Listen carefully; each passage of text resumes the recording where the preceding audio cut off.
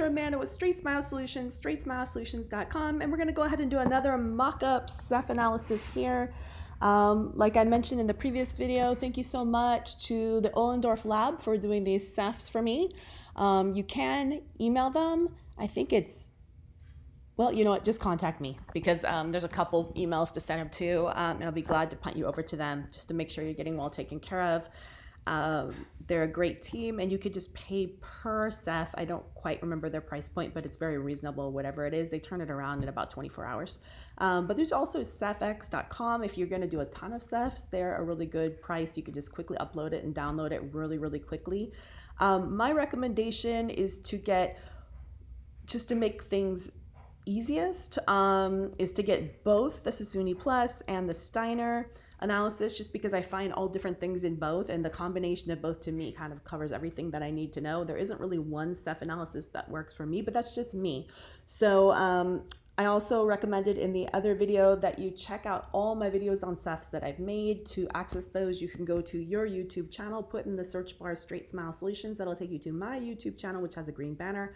From there, if you scroll down on the homepage, you are going to see a playlist on Cephs. You can see all the content I've made. And remember, I'm not at all a Ceph expert. I'm not an orthodontic lecturer. I use Cephs to help me make decisions in treatment plans. And, you know, way back when I was in residency, I was a Ceph expert because we had to do it all ourselves. We had to mark our own points. We had to do our own measurements. And I totally knew every single little bitty point and what it meant. But now I just know the ones that I need. And if I'm not sure, I can always look something up, right? There's lots of good reference.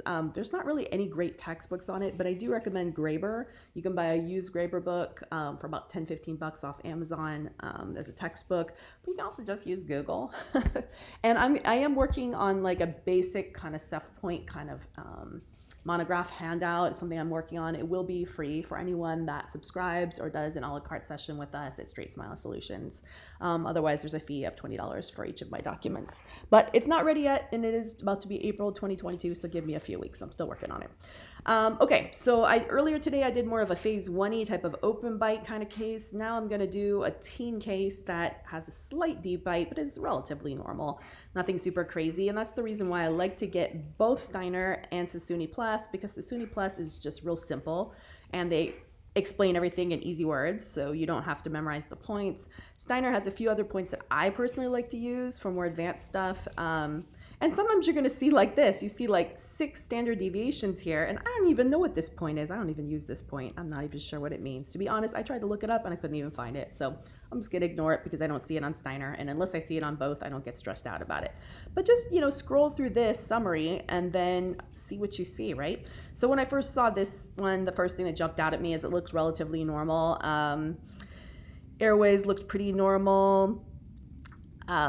Growth looked pretty normal, kind of flat lips relative. You know, if you drew the E line going from chin point to nasal tip point, you know, the lips are definitely behind. So that's just telling me that we want to move things forward and not back, you know.